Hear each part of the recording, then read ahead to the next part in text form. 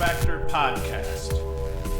So we move on from Hopkins, and we're going to get into our second segment, which is just ripping through Syracuse's schedule in kind. So theirs is similarly brutal, and they had similar struggles to Hopkins last year. They lost a couple early that they didn't really want to or could afford to lose. Last year, let's see what they did. They lost to Colgate in the season opener at the Dome, which was a travesty.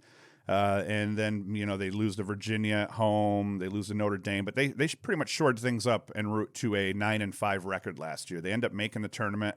They make their own conference tournament. They lose to UNC in the first round. It happens. Then they end up having a long break, and I think that hurt them leading in. They played on they lost to North Carolina on April 25th last year.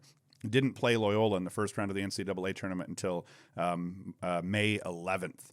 So, that went quite a ways here. They went, almost 16 days without a game in between their loss in their conference tournament and then having to play in the NCAA tournament. So that was kind of brutal. But we get back to their schedule. So next year, we are going to go. I'm going to count under the table here so I can count the wins as they're racking them up. But I think Cuse is going to have a really hot start just based on what the schedule looks like. So we go. They start February 7th at home against Colgate. They're going to exact revenge on Colgate, possibly in a big way. So I think they beat Colgate at home. They're going to beat Binghamton at home in their second contest a week later. Week after that, they're going to beat Army at home, and Army's going to be tough. Army's going to be an offensive test because Army, defensively, they're not going to be quite as good as they were last year, but offensively, they bring back almost everybody. So that is going to be a test in the Dome, and I think that will end up being a close game, possibly even a one-goal game as it typically is with Army at the Dome. But I think Syracuse gets a 3-0 start with 3 wins over Colgate, Binghamton, and Army to start the season out. Then we get into a stretch that includes Hobart at home, Hopkins on the road, Rutgers at home, and Duke. Or no, Rutgers on the road. Yeah, so they end up with a Hobart at home and then 3 road games, Hopkins, Rutgers, and Duke on the road. So Hobart at home, that's going to be a win. And it's not going to necessarily be an easy win. Hobart is also going to be another tough team. Some of these games that Syracuse had on their schedule, they kind of vary. Some years Colgate's solid. Even a couple of years Binghamton has been solid. Army's always solid. Hobart on and off, but I think this year is going to be a good year for Hobart. Syracuse beat them in a 19-16 or something like that last year, but Hobart's capable of putting up a bunch of goals, similar to how Army's going to be. Army's going to play better D. So they get a win over Hobart. They're 4-0. They play Hopkins on the road. I already said win over Hopkins. So now they're 5-0. So Syracuse sitting at 5-0 after that win on the road at Hopkins. They go to Rutgers. They're going to beat Rutgers on the road. I believe they lost to Rutgers on the road last year. They lost to Rutgers. No, they beat Rutgers last year. It was 2 years ago they lost to Rutgers, I think, on the road. So after that Rutgers win, heading into Duke, Syracuse, 1, 2, 3, 4, 5. Legitimately, Syracuse possibly should be 6-0 heading into Duke on March 21st in their first ACC matchup. So with the Duke game, it's a tough one, too. Last year, I picked Duke because Syracuse had beat Duke in overtime the 2 years prior. So now we've got Syracuse has beat Duke the last 3 matchups. All of them have been decided by 1 goal and either late in the game or in overtime. 2 of those by Jamie Trimboli, his freshman and sophomore years in 2017 and 2018. Last year by Brendan Curry, scored the game winner, I believe, in overtime. At home. They played that at high school. What was it, CNS High School? I can't remember which high school they played that game at because the Dome's under construction. So I think that last year I said Duke was going to exact revenge on the Orange, and that proved not to be true, and I was glad that I got that wrong. And this year, I think I'm going to say the same thing this year. I think that just you end up 6-0, you got to get a loss at some point. And I think that Duke may finally exact revenge on Syracuse, get a win at home against Syracuse. So Syracuse, after that Duke game, 6-1. Bounce back game for Syracuse comes the following week at home against Notre Dame. And Notre Dame has been kryptonite for Syracuse in past years, where Syracuse has been kryptonite to Duke. Notre Dame has been that to Syracuse. But exact revenge, Notre Dame beat Syracuse up last year. It really was, they came out hot. Very similarly played to how UVA came out and beat Yale in the finals, where they just went up early, and no matter what Yale did to try to battle back, it just didn't work out for them. So I think that Notre Dame is going to be the bounce back game for Cuse after the Duke loss, and 7-1 after that Notre Dame game. Albany at Albany for the first time ever, so that's going to be exciting. Syracuse is going to travel to Albany to play them. That's another win. So Syracuse is at 8-1. Cornell, they're going to beat Cornell. Syracuse is now at 9-1. Then we end up with Syracuse hosting North Carolina at Cicero North Syracuse. Oh, I like this one too. Syracuse wins that. Syracuse sitting at 10-1 at this point. If I'm accurate and Syracuse handles their business, 1, 2, 3, 4, 5, 6, 7, 8, 9, 10. Syracuse will be at 10-1 going into their final ACC game of the year, final game of the year against UVA at UVA.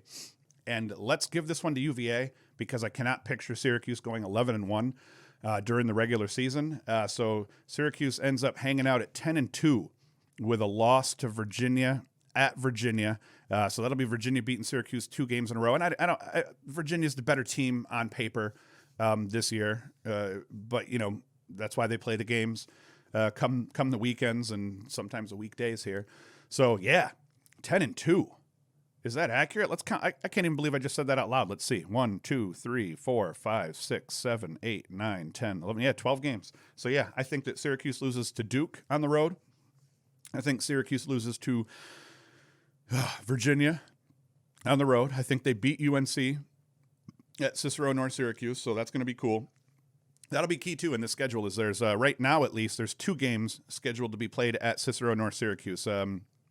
Notre Dame on March 28th and North Carolina on, Notre Dame on March 28th and North Carolina on April 11th. Both will be played at Cicero North Syracuse High School because of dome construction. But I think Syracuse, in the end, what it comes down to is to me, it looks like Syracuse and Johns Hopkins are both about to have some big bounce back years. Just kind of the way the schedule falls, the way the teams line up within that schedule. Obviously, it is way too early for me to be predicting this. Obviously, I could be totally wrong, and I think what I need to do is probably go back and look at some of the predictions I made early season last year and see how I did. I'll do that as one of the third segments of one of these upcoming podcasts here.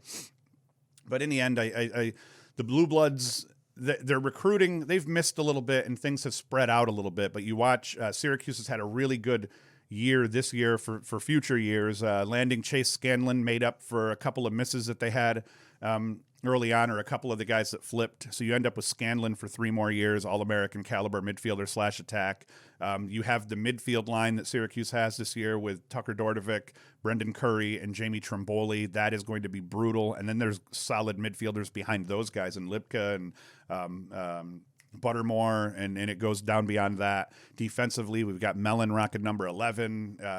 We've got Porter and Cage. I mean, there's a lot, and the Ginger Wonder and Brett Kennedy.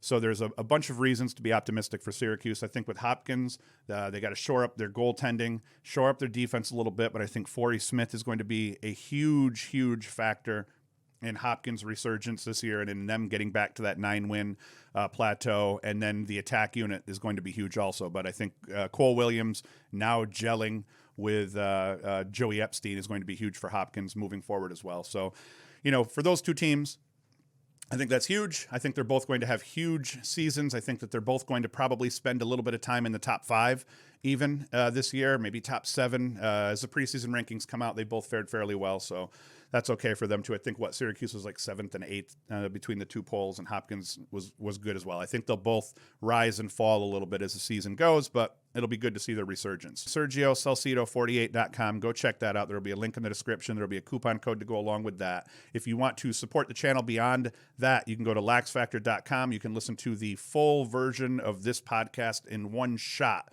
the full audio version of this podcast, or you can watch these videos on YouTube and piecemeal. But as always, go to LaxFactor.com. You can get yourself some swag. We have shorts.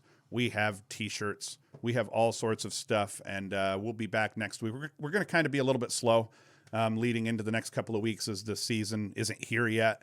So I figure through the holiday, we'll just go once a week, spread those videos out on YouTube across 3 quick segments, and then come January, we'll start getting into the real, true preseason nitty-gritty as we approach February's launch. So as always, thank you for watching, and enjoy.